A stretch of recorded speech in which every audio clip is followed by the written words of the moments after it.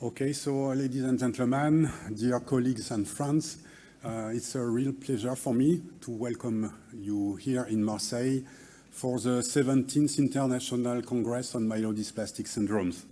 First, I would like to highlight the importance of the MDS Foundation, which is the organizer of this meeting. The MDS Foundation is not only providing support for professionals, but also for patients and their caregivers. Over the last 30 years, every 2 years, the MDS Foundation has organized this excellent meeting, which gives us the opportunity to get important overview on the advances and get a flavor of what will happen next for MDS. And we also have generally the chance to get the best experts in the world in the room. So this will be the case also for Marseille. It's also important to talk about MDS because MDS remains an important public health issue. As you all know, with the aging of the population, the incidence of MDS is continuing to increase.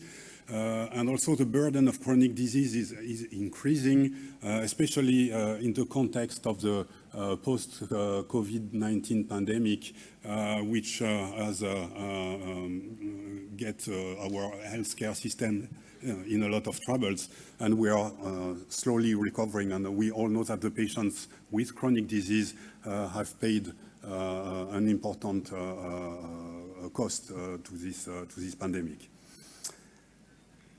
For MDS, it's also clear that we have not seen over the recent years disruptive innovations, but it makes the importance of the meeting even more important because we have made a lot of incremental improvements, such, for example, with allogeneic transplantation in MDS. We've got a better understanding of the disease mechanisms. We have better classification, and so we are able to better stratify the patients. So all these factors make us in a better position to be prepared for success, as Emil J. Freireich said. And this meeting is very important for us in Marseille at Institut Paoli Calmette. For the hematology department, myeloid malignancies such as MDS and AML are a strategic priority. For our transplant program, which is the first in France, and also for the AML and MDS, and for clinical research. We have also prioritized the early phase clinical trials, which gives us the opportunity to increase the access of our patients to innovation. And as you can see here, there are a lot of enthusiastic people working in this nice and new building, and we work in strong collaboration with the French cooperative groups. We also have a strong clinical and basic research at the Cancer Research Center of Marseille, the CRCM, which employs more than 400 researchers. And to highlight the importance of, again, of myeloid malignancies, as you can see here, we have a department of the CRCM which is dedicated to these diseases, and we have the chance to have 7 different teams with experts in different topics of the biology of MDS and AML. So all these people are present during the Congress, and they will be very happy to make connections and hopefully to start new collaboration with all of you. We also have a strong connection with our patients, and I'm very proud to say that the CCM, which is the French patient advocacy group, has been funded here in Marseille in 2006, and the first president of the CCM, Mr. Laubier, was one of my patients. So finally, I would like to thank the local organizing committee with all these people coming from Marseille, but also from Paris, Toulouse, Nice, and Lille. I would like to warmly thank my co-chair, Pierre Fenot, who is sitting here, and also to the MDS Foundation Scientific Committee, which helped us with the scientific program, which I hope will be very exciting for all of you.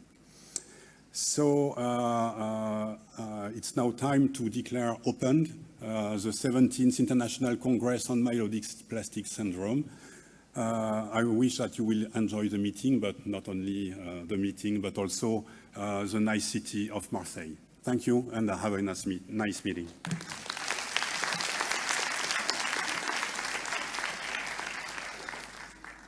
So, good afternoon and welcome in Marseille. And I will just add a few words to what Norbert said. So this meeting is organized as usual by the MDS Foundation, and the local organizers are the Institut Paoli Calmette in Marseille, but also the French MDS group. And I just shown a few slides on the French MDS group. I don't want to advertise this group in particular, but it is the idea of cooperative groups that actually perform academic trials in close cooperation with industry, but are different from the industry-sponsored trials that are mainly used for drug registration. So we are complementary, and we work with mainly French centers, but also some French-speaking Belgium and Switzerland centers. We have a registry also, which is important, and we work, as Norbert stressed, very closely with the French patient support group, CCM, which also in some occasions lobbies to get approval by health agencies in France. And of course, we're in close cooperation with the International MDS Foundation. And just to say that we try to cover all kinds of MDS, including CMML, by different trials. Once again, generally phase 2, sometimes phase 3 trial. But we are clearly, I'd like to acknowledge, of course, the centers, the coordinating investigators, the PIs of our trials, the partners. We all work, all our cooperative groups in Europe work the same way, and the coordinating team, in particular, Mrs. Shermat, who does a great job and has done it for many years. And just to say, we cooperate. So I gave the example of our group, but all the other European groups are working the same way. I mean, activating trials, also working with patients, closely with the industry, with the foundation. So I think we have to continue this way. It's important and to have those trials, especially in a field where we're still lacking drugs in many situations, and in particular with under the auspices of the EMSCO, with in particular the German, Spanish, Italian group, but also other groups which are not specifically MDS, but which are more largely leukemias or pre-leukemias like the HOVON. We have common trials. It is possible in Europe, as you may know now, to submit centrally trials in all the European Union, so helping to have bigger trials, especially in rare forms of MDS. So, well, just this word of introduction, and thank you again for being here. And I will introduce now Steve Nimer.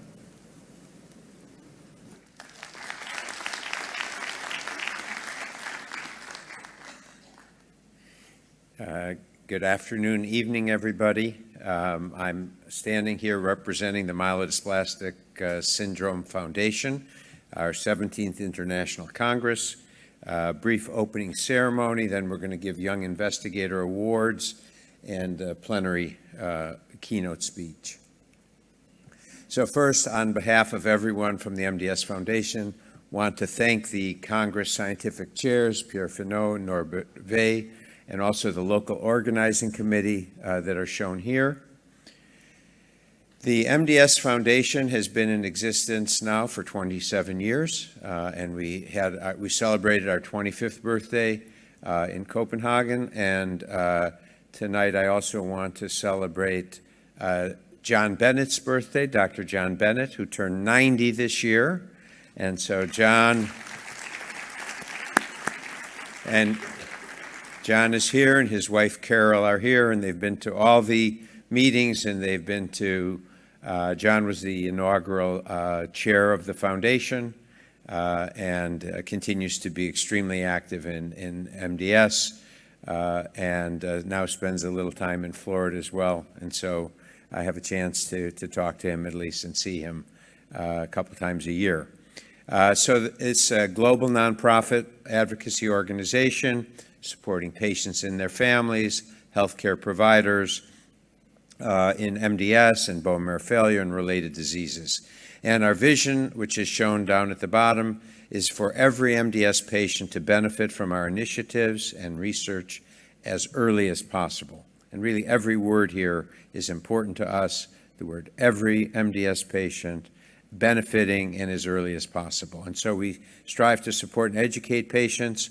You're going to hear all the different classifications, which are confusing to physicians, and just imagine what it would be like to a patient to suddenly not really even understand what your diagnosis is. I'm sure that'll be covered here, but also to educate communities and other healthcare providers for whom MDS patients are just a tiny fraction of the patients that are seen in clinics or hospitals.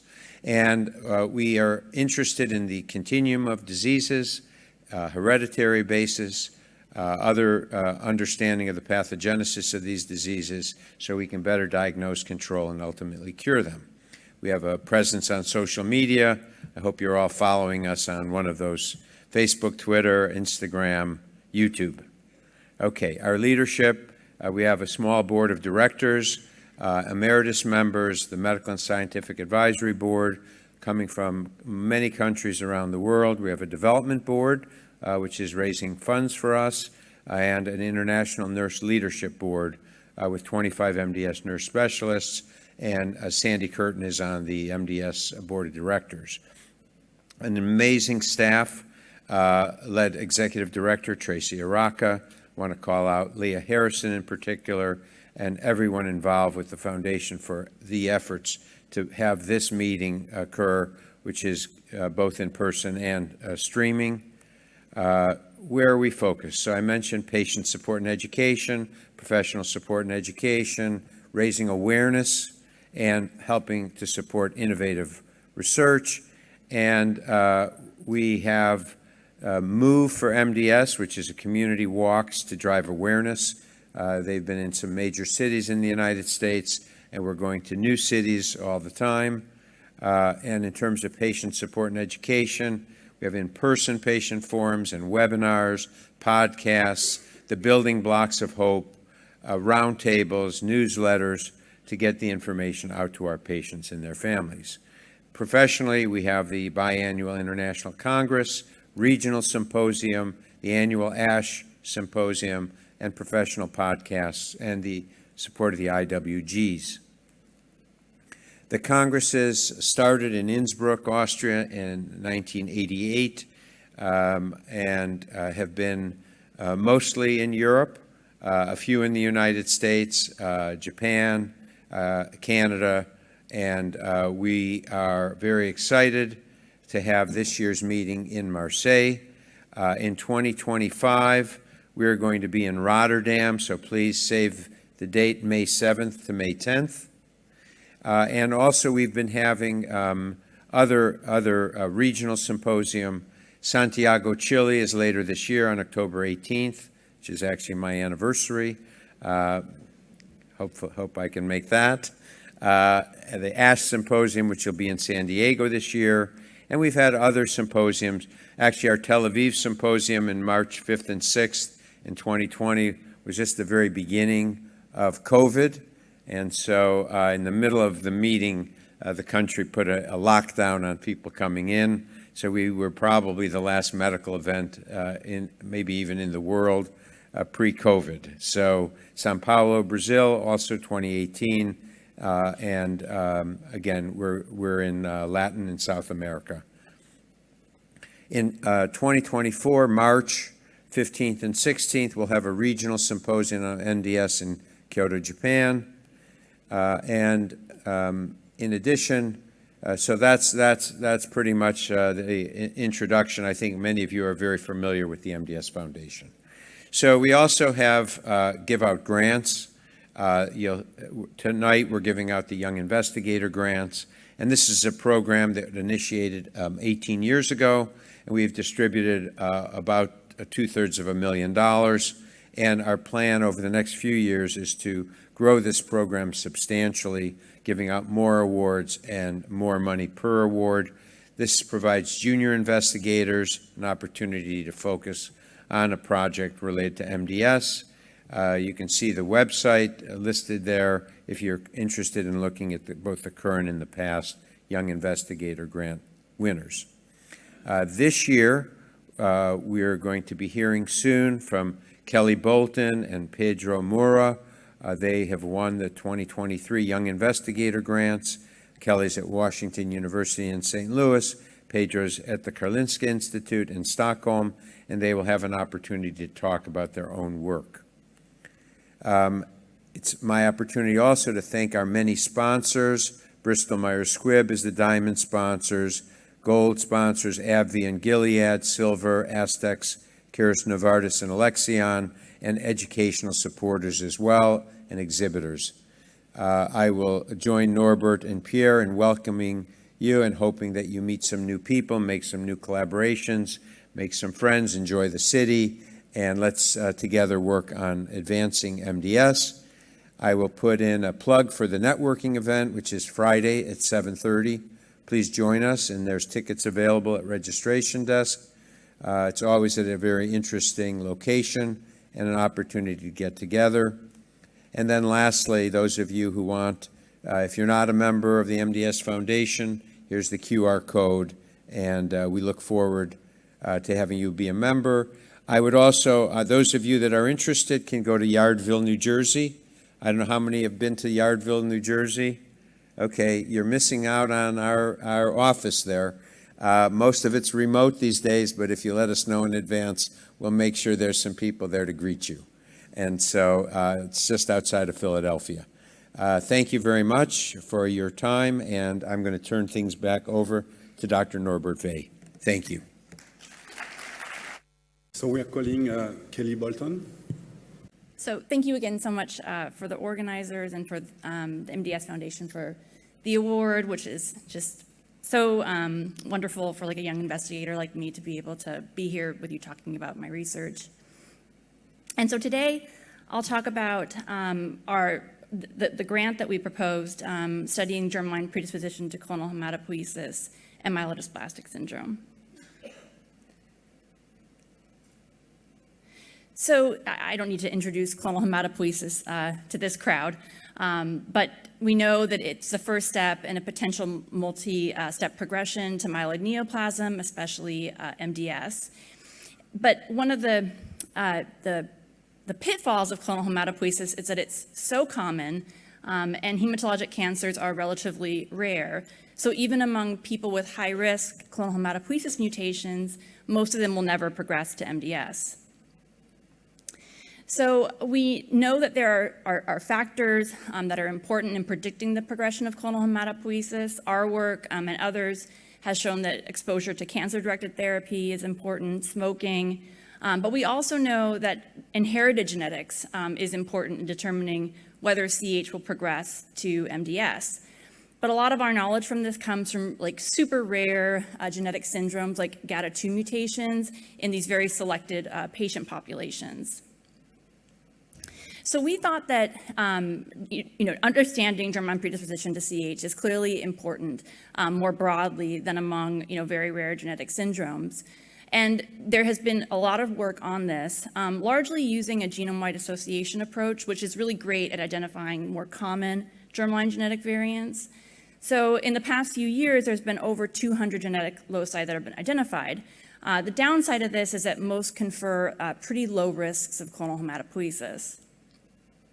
So our goal was to identify rare variants that drive clonal hematopoiesis and its progression to heme malignancy. And our big reason for wanting to do this was because we hypothesized that, with the presumably larger effects that we would see, that would have more immediate clinical and biologic relevance and help us to understand this progression better. So in the preliminary data that we presented in the grant, I'm going to share a snippet of that right now.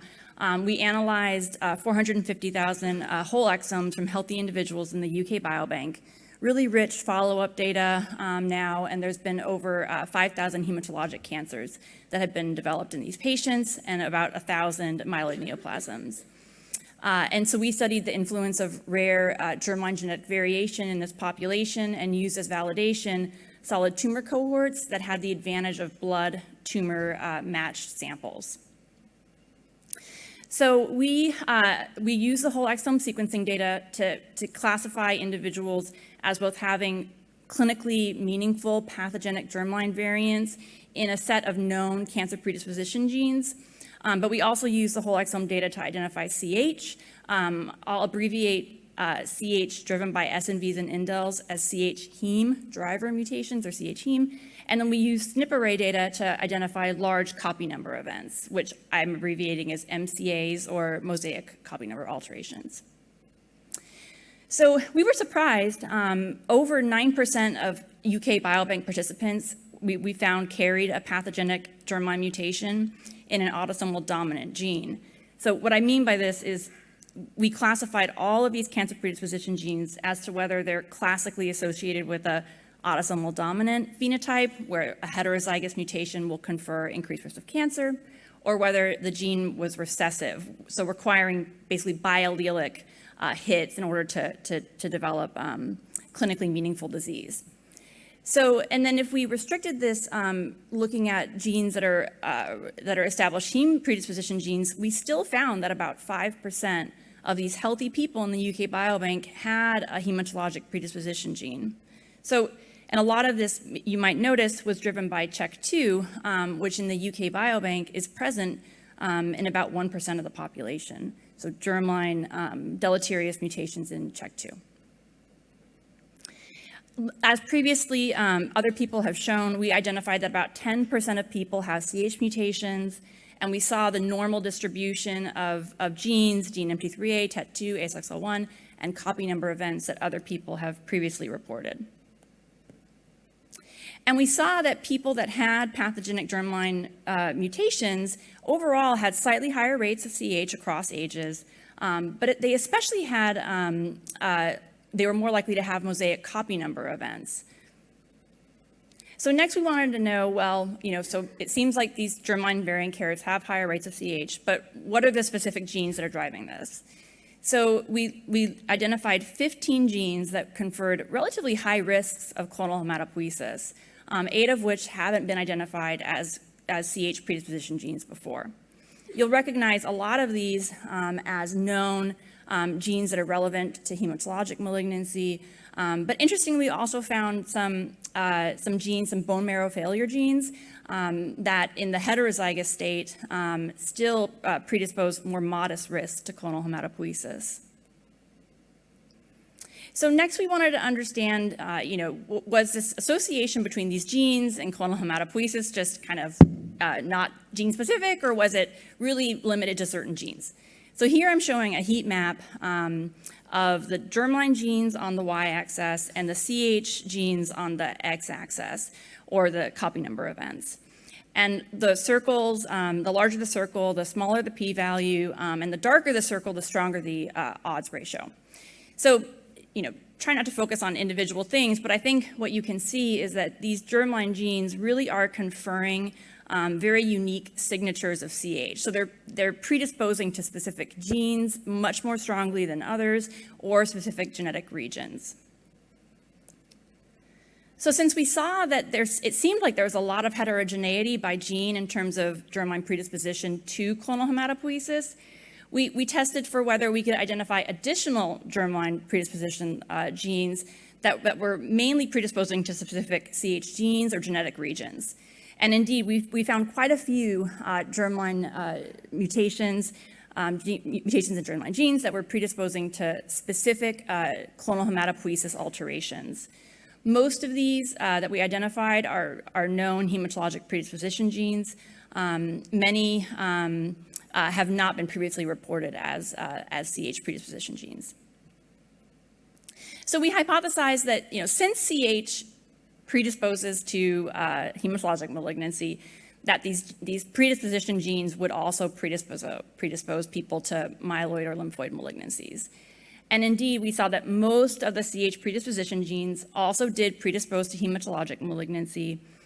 Interestingly, we identified certain genes that haven't been previously, are not strong hematologic predisposition cancer genes like CHEK2, or again, bone marrow failure genes that are classically cause disease in the biallelic state, but in the heterozygous state seem to also confer more modest risks of hematologic malignancy. And also, interestingly, some solid tumor predisposition genes that have not previously been linked to hematologic cancer, but seem to confer moderate to strong risks in the UK Biobank. So finally, since we know that these CH predisposition genes also predispose to heme malignancy, the next question is, well, how much of that increased risk of heme malignancy conferred by germline mutations are mediated or in some way dependent on CH?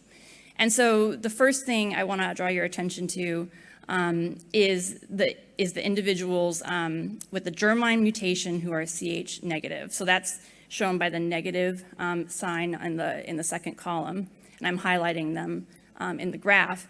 But I think what you'll notice is that among germline carriers, CH negative individuals have pretty low relative risks of hematologic cancer, with some exceptions, and this varies markedly by germline gene, probably reflecting that we can't pick up the full spectrum of CH mutations in the UK Biobank with low-pass whole exome and SNP array data. The other thing we notice is that the risk of CH varies by germline background.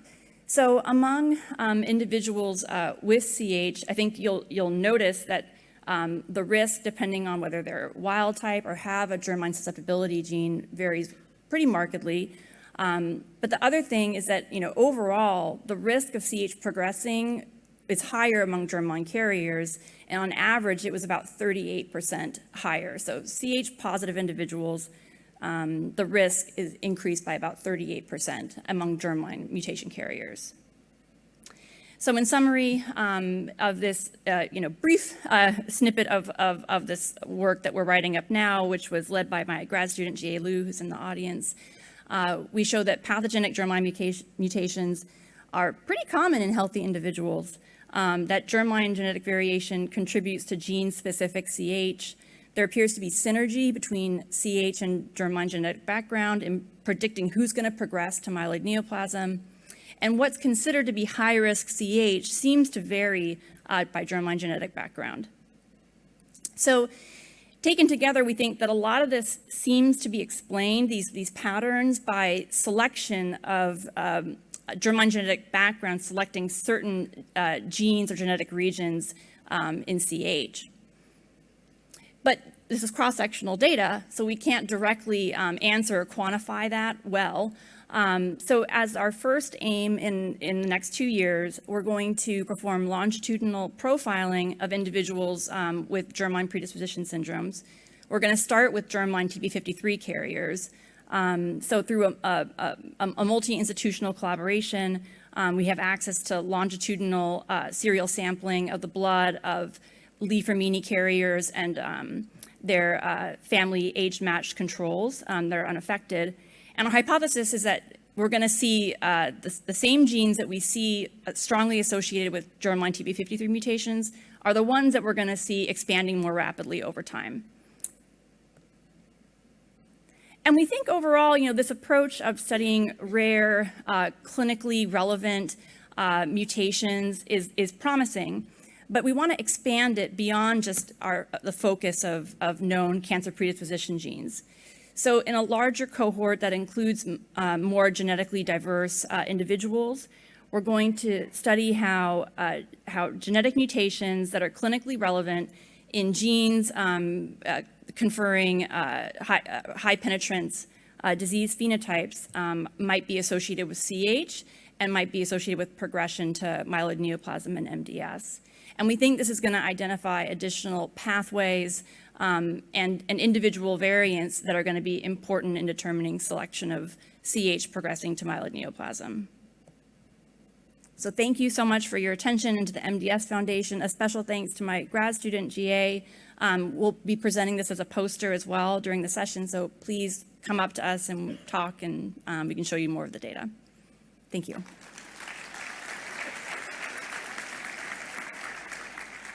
So because the second Young Investigator Award winner has not arrived, so we'll move directly to the keynote lecture. So it's really my pleasure to introduce Lionel Ades, who is Professor of Hematology at Hôpital Saint-Louis and Paris University, and also Vice Chairperson of the GFM. I'm realizing, by the way, that I forgot in my slides to acknowledge the importance of biology, translational biology in all our clinical trials. Lionel Ades, in addition to his important and long-lasting knowledge in MDS, both in the clinical field and translational field, and also being a very hard worker. In addition, Lionel is someone who likes to, question the conventional ideas in many fields, and especially in the field of MDS. And his presentation will, for those of you who don't know him, will demonstrate that. So it's extremely stimulating, and especially in a field where so far progress is not obvious. So his talk will be on attempts to improve hypomethylating agent-based regimens, a 10-year experience. Thank you, Lionel.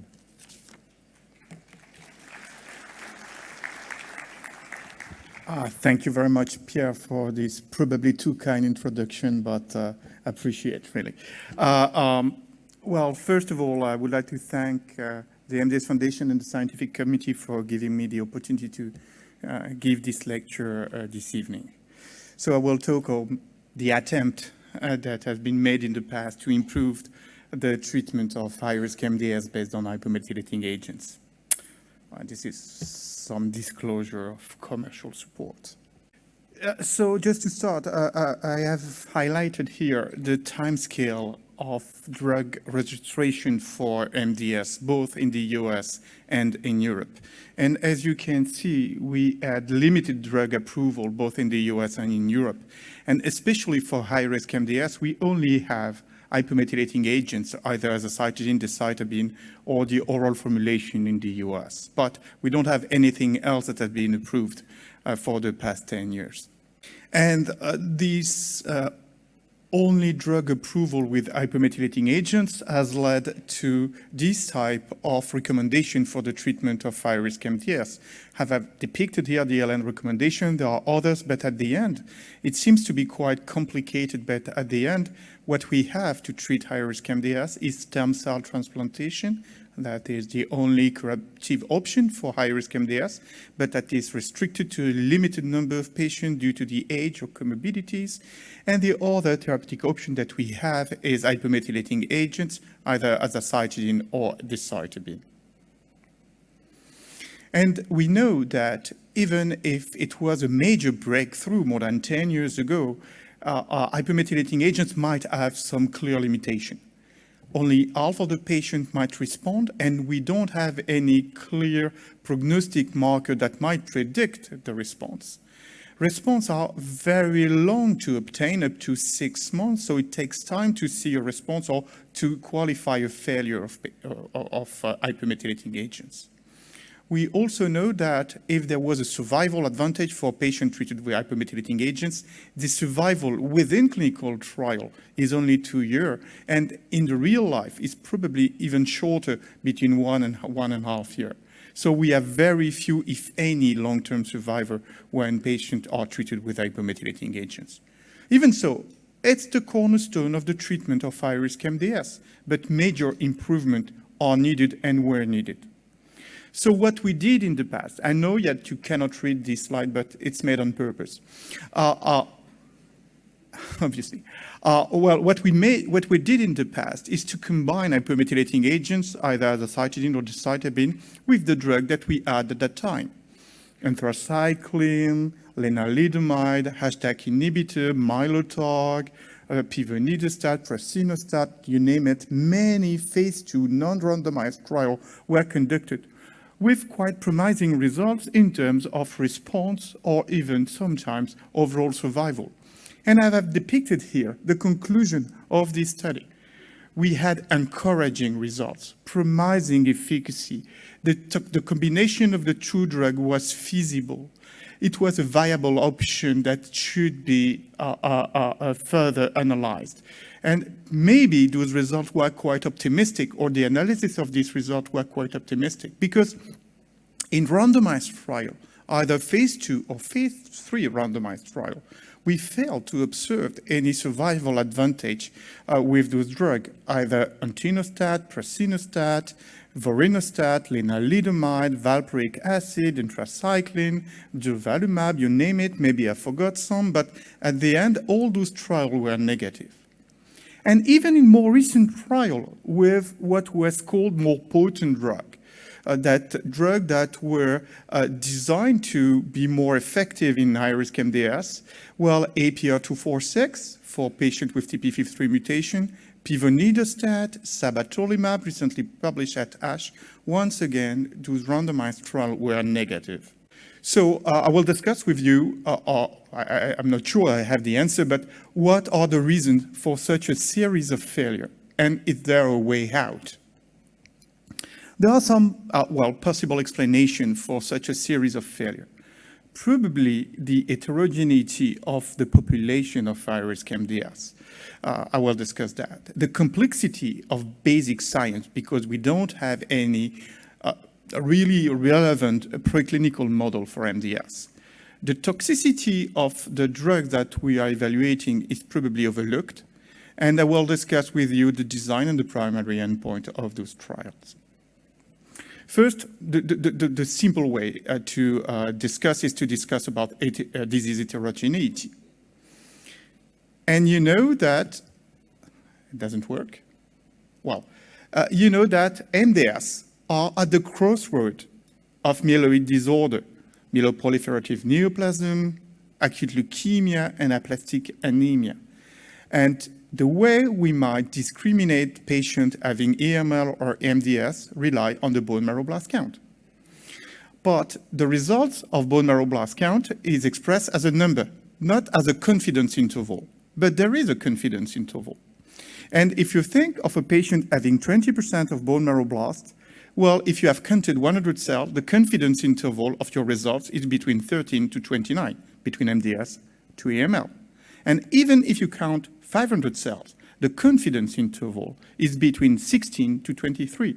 Whether this patient is an MDS or an AML, well, it's highly dependent on your interpretation of the results.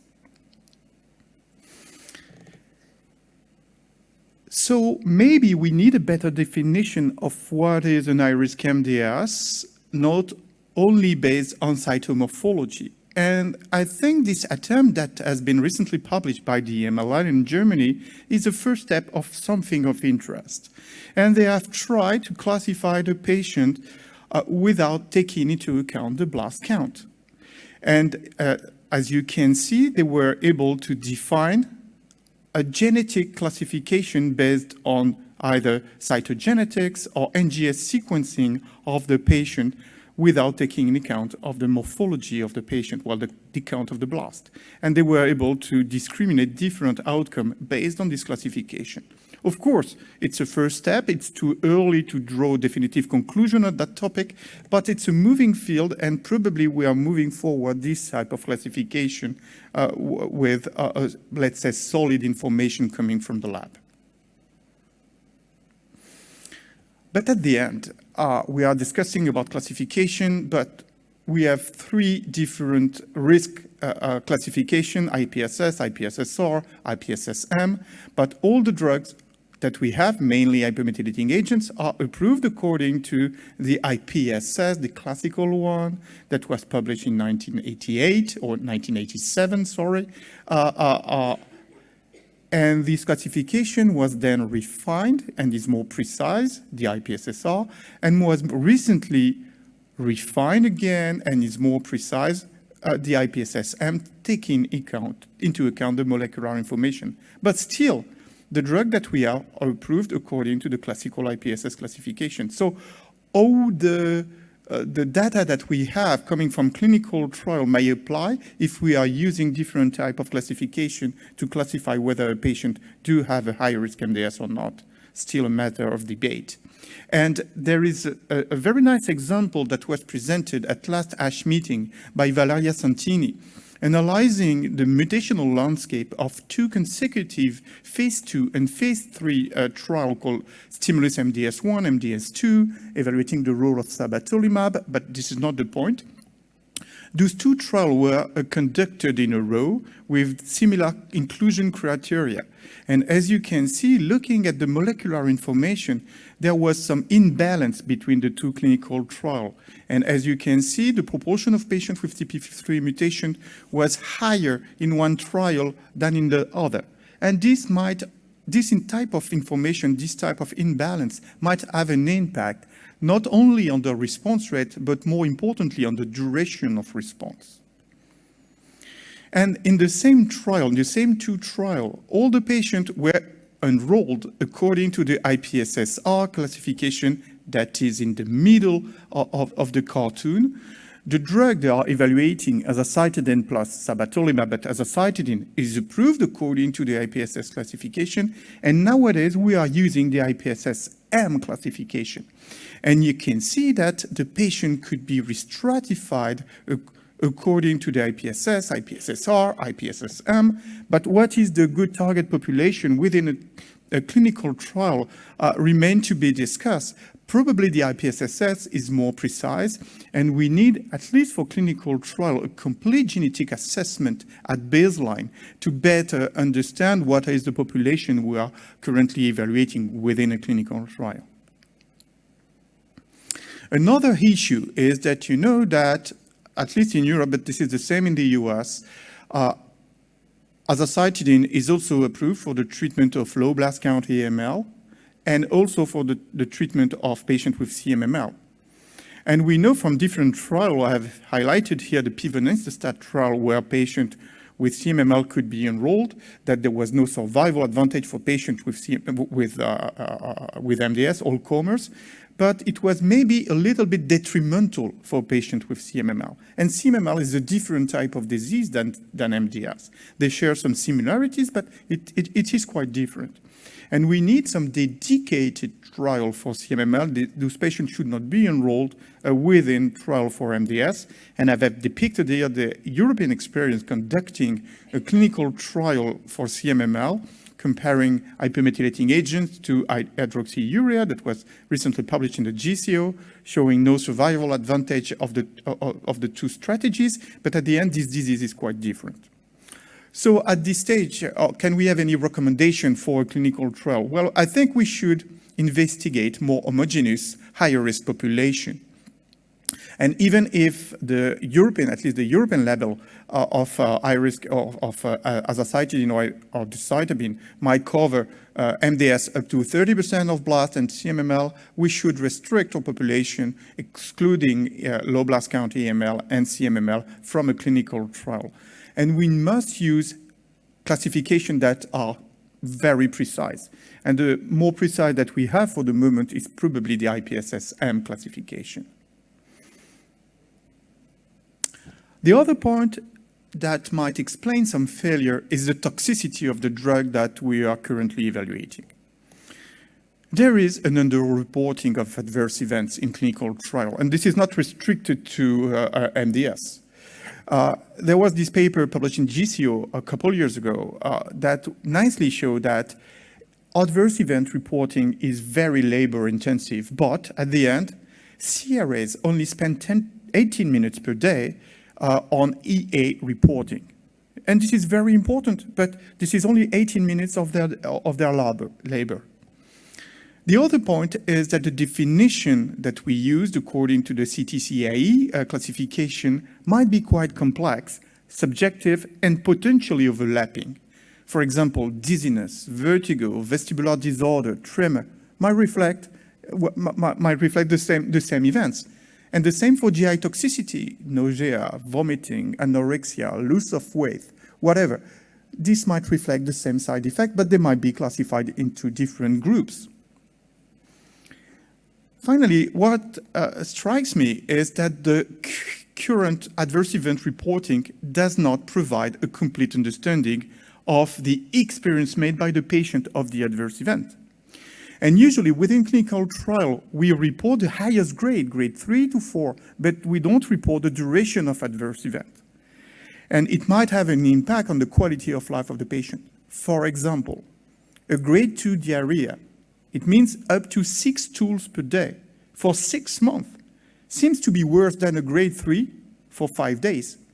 But the grade 3 will be reported, will be defined as dose-limiting toxicity, and the grade 2 for 6 months will not be reported as dose-limiting toxicity.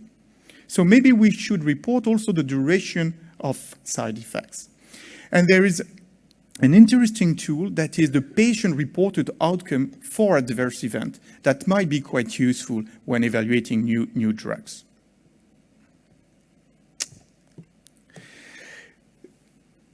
The other issue is how to define hematological toxicity in high-risk MDS, because this is the most frequent toxicity observed in those patients.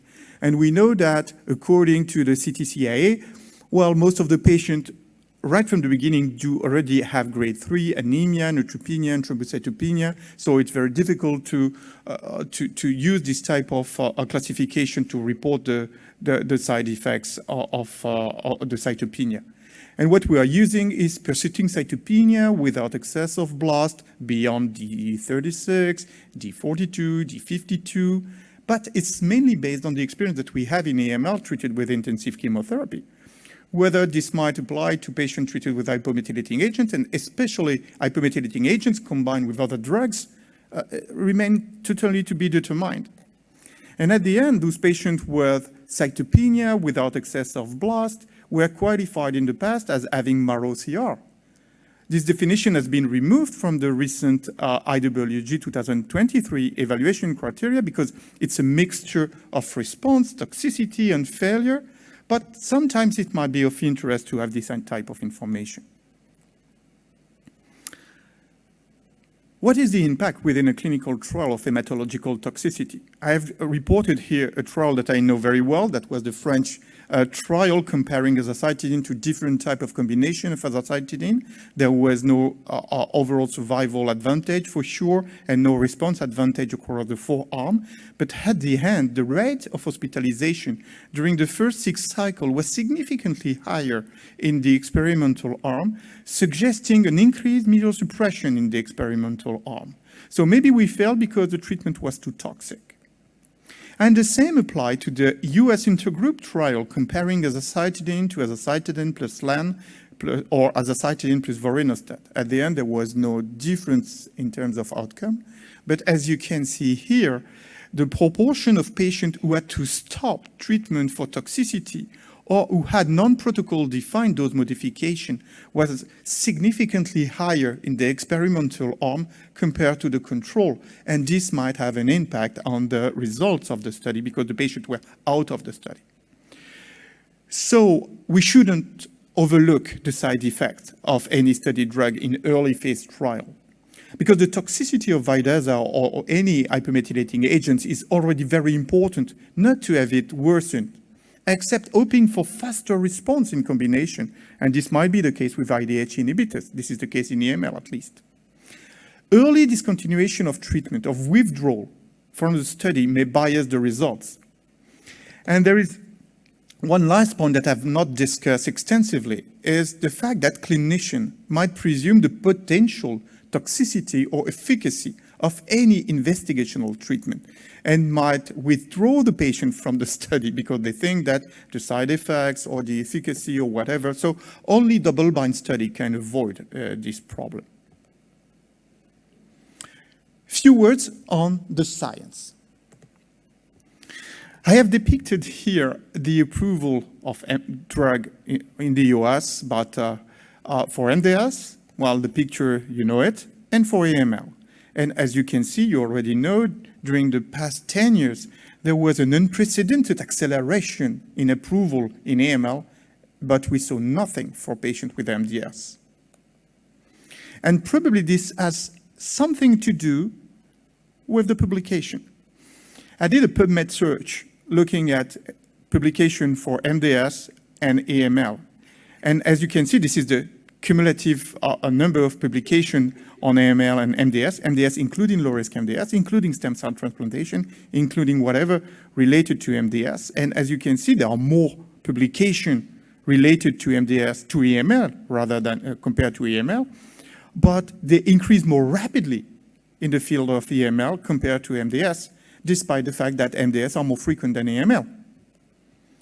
The other point is, if you look at basic science, journal publishing only science, PNAS, Cancer Discovery, Nature Medicine, Nature, Cell, as you can see, the proportion of paper evaluating AML is more important than MDS. And at the end, it translated into a lower number of clinical trials dedicated to MDS compared to AML. And still, the frequency of MDS is significantly higher. Well, significantly, I don't know, but is higher than AML. But the number of clinical trials is lower, and the science progressed more rapidly in AML than in MDS. Do we have any reason for that? Well, for sure we have reasons. We are working a lot, but it's not working. I'm sorry. Well, I think the major issue is it's very difficult to modelize MDS. We don't have real cell line, PDX are challenging, mice model are imperfect, the disease is very complex. Is it a stem cell disorder? Is it due to immune regulation, inflammation, the involvement of the stroma cells, the inherited factors, the acquired factors, probably a mixture of all those elements that makes the disease very difficult to study. But at the end, we have identified some specific subgroup, CMML, SF3B1, 5q, and those entities have been clearly defined. And for those patients, except for CMML for the moment, but I think the field is moving, we have identified dedicated treatment and dedicated clinical trial for this patient because we better understand the biology beyond this disease. So we must continue to dissect from the lab those diseases and identify the pathway that might be the target of any therapy.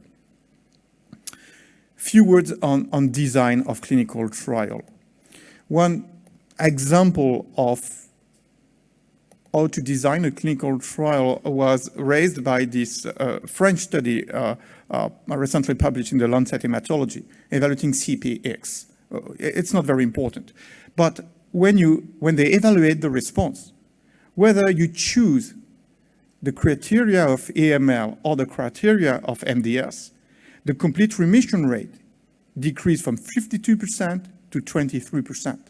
So a CR is not always a CR depending on the type of criteria that you are using to evaluate the response. So comparing one study to another with evolving classification, evolving evaluation criteria might be quite challenging. And the reason why a recent paper edited by Amer Zaiden was recently published in Bollard proposing new evaluation criteria for high-risk MDS, taking into account this type of observation among others. The other point that I wanted to discuss with you is what is the best endpoint. So far, most of the trial had as a primary endpoint the response rate. And the survival was speculated to be increased, but what is, we already discussed that, what is the real survival of patients treated with hypomethylating agents? Is it 24 months, like in the ASA-01 trial, unbeatable, not beat for the moment, still at the world record of survival, or ranging from 13 to 18 months? We still don't know. The other problem when designing clinical trial is maybe we have an effective drug for sure, but maybe we also have underpowered studies or maybe too optimistic endpoint. And I have highlighted here the way the sample size was calculated in different types of clinical trial. In the Panther trial, the primary endpoint was event-free survival. And the sample size was calculated to have an increase in EFS from 10 to 17 months. It's quite optimistic. In ASAPLAS, the French trial, the response rate should increase from 30 to 45, and it was in a way quite similar in the US intergroup study. In the APR 246, they were expecting a doubling in the complete remission rate. That is quite optimistic. And finally, in the Stimulus MDS1 study evaluating sabatolimab, the endpoint was complete remission rate and progression-free survival, and it was expected that the complete remission rate will increase from 18% to 50%, and the progression-free survival from 12 to 20 months. I think those calculations were very, very optimistic. And if you think at solid tumor, where more patients are enrolled, but the expectations are lower, and maybe sometimes we are missing some effects of the drugs because we are enrolling too few patients because our expectations are too high on the outcome. Well, I'm very late, but I have still few slides. Success consists of going from failure to failure without loss of enthusiasm. And I will try not to lose my enthusiasm.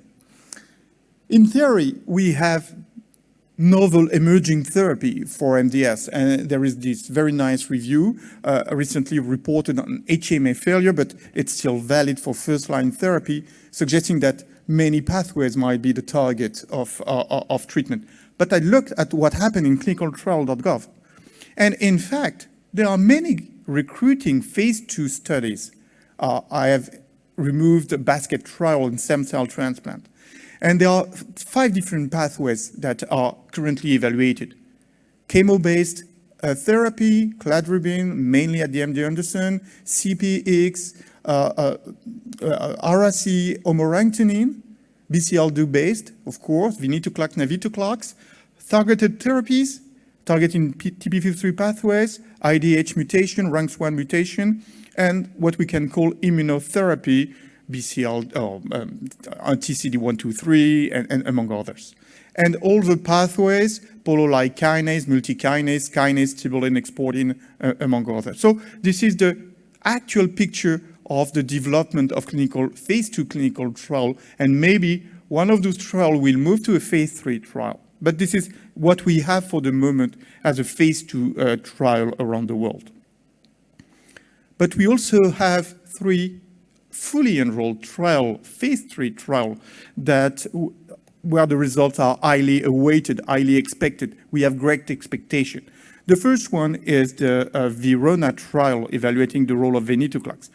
You know the results in AML, it has been approved in AML, and we had very promising results that were presented several times at ASH, where the combination was able to probably increase the response rate. I'm not saying promising, I'm trying not to say promising, but it seems quite promising, by the way. And some patients might achieve, if they had a good response, complete remission, might experience prolonged survival. And there is this fully enrolled clinical trial comparing Vidaza to Vidaza venetoclax, shorter duration of venetoclax compared to AML. We are waiting for the results, but we still have some expected pitfall within this trial. We know that the combination might induce quite large myelosuppression, and will this myelosuppression induced by event be a limiting factor? We don't know. The response is expected to be higher in the experimental arm, but will this translated into a survival advantage? This is the key question. And will the already known factors that impact overall survival in AML and also in MDS, for example, TP53, will this element be well balanced between the two group? We don't know. The other trial is the one evaluating magrolimab. You know this publication by David Salman, recently published in Blood, phase 1b study, promising results, especially maybe in TP53 mutated patient, but also at the cost of anemia that is induced by the drug. It's manageable, but it might be a dose-limiting toxicity. And we have this trial called ENHANCE, fully enrolled for high-risk MDS patients according to revised IPSS. We are waiting for the result, but once again, there are some expected pitfalls. Will the cytopenia, and especially anemia that is induced by the drug, be a limiting factor? I don't know. There was a lot of discussion in the past to suggest that magrolimab was effective in TP53 mutated patients. And will this discussion that occurred might influence the selection of the patient who have been enrolled within this trial? I don't know. But does it induce a selection bias with more patients with TP53 mutation enrolled in that trial? I don't know, but this will be scrutinized at the end. And finally, if this trial is positive, will hypomethylating agents alone will still be the standard of care at that time? I don't know, we'll see. Finally, the anti-TIM3 antibody sabatolimab, you know the results of the randomized phase 2 trial that was presented at last ASH meeting by Amer-Zaiden, showing a response rate that appeared to be higher, no signal on survival, but I have discussed already with you the way the calculation was made. And we are waiting for the results of that study comparing Vidasa or the combination with magrolimab. The pitfall where the phase 1 was, where the phase 2 was inconclusive, but still the population are different from the two study. We discussed that in the past, and this might have an impact on the results of the study. So far, we are waiting for the results of that study. And finally, this is my last slide. I know I'm very late. We also have some promising result coming from targeted therapy, even if for niche, IDH1, IDH2, among others, and there is a dedicated session on that topic at the plenary session on the 5th of May at 11, and I encourage you to attend. So this is my last slide.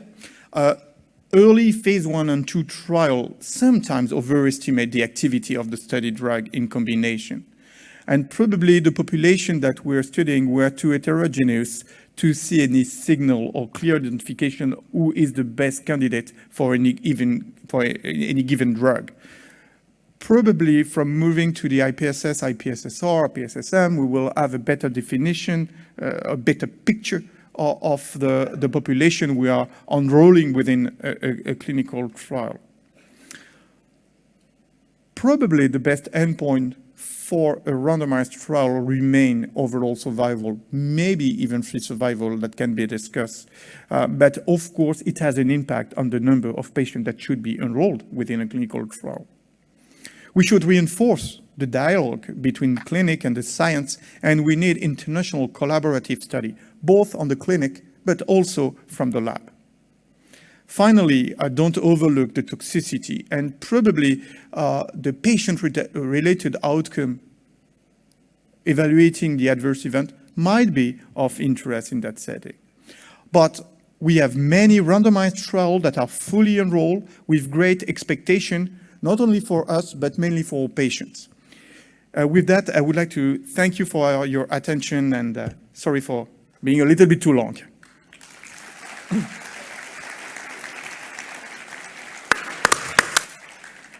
Thank you very much, Lionel. We don't have time for questions. Hopefully the second awardee has arrived, could make it. So we will call Pedro Moura to come on the podium to receive his award, and then give us his presentation on exploring hematopoietic stem cell and progenitor stem biology towards next targeted therapies for FS3B1 mutated MDS with ring sideroblasts. So congratulations.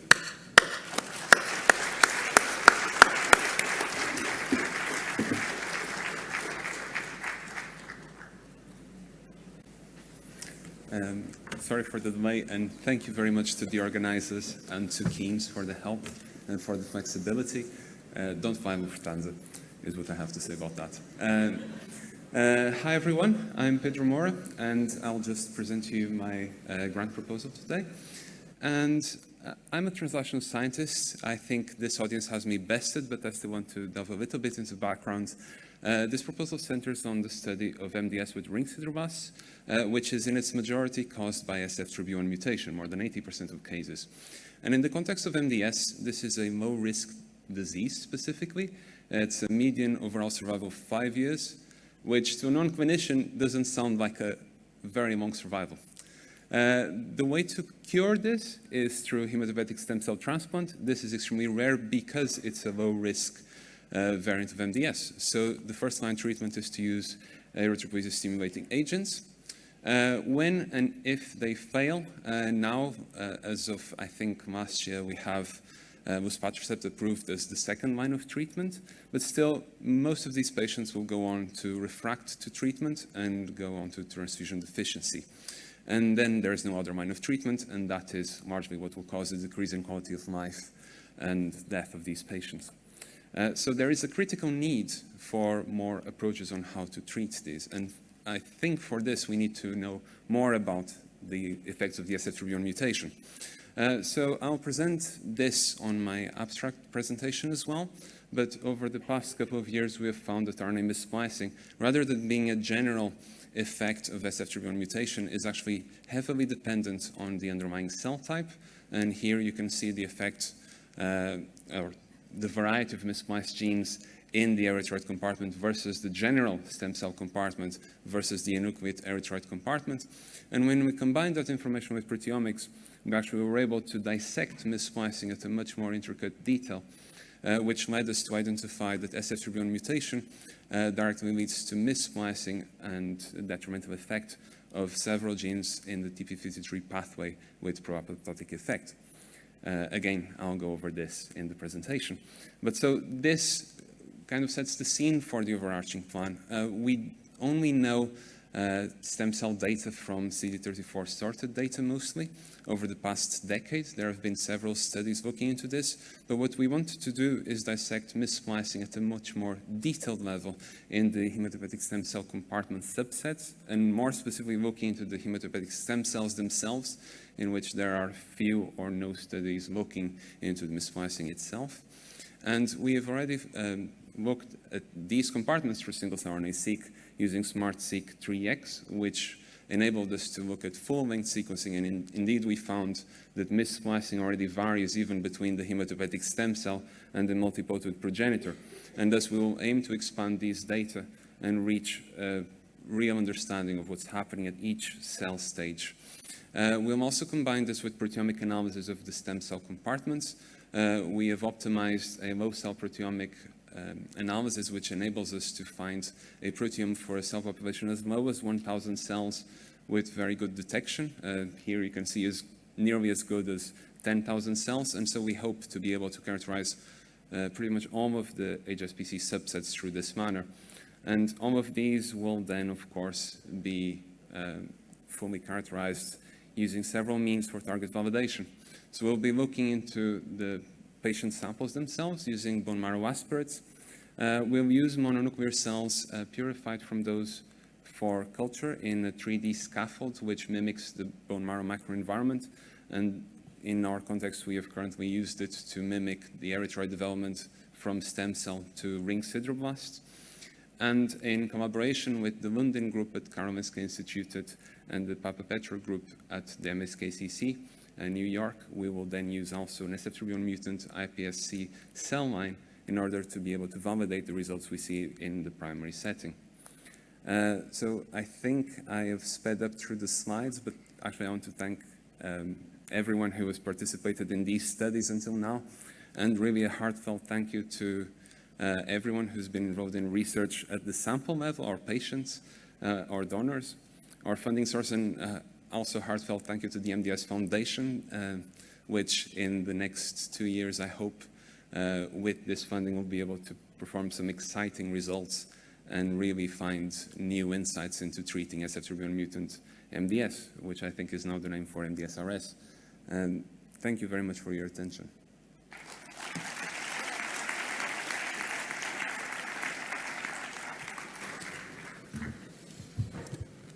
Thank you very much. So the opening ceremony and keynote lecture is now closed. Have a nice evening and see you tomorrow. Bye.